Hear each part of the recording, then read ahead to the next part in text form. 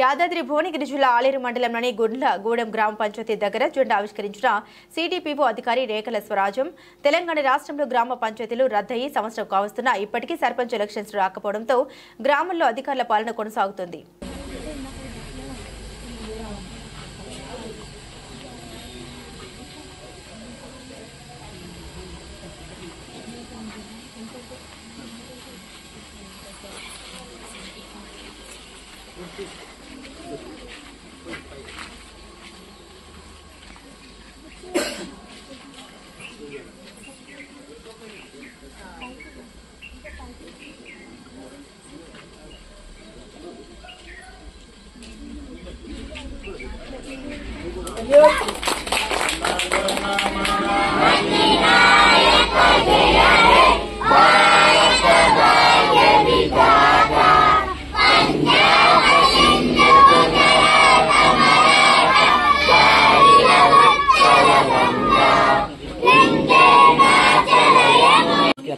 రాజ్యాంగాన్ని అమలు చేసుకున్న రోజుగా మనము ఈ గణతంత్ర దినోత్సవాన్ని జరుపుకుంటున్నాం.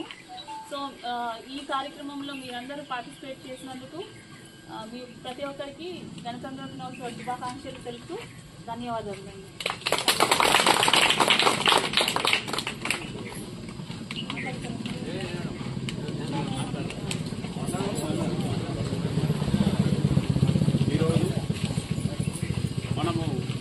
గణతంత్ర దినోత్సవం అంటే 76వది మనం జరుపుకుంటున్నాము.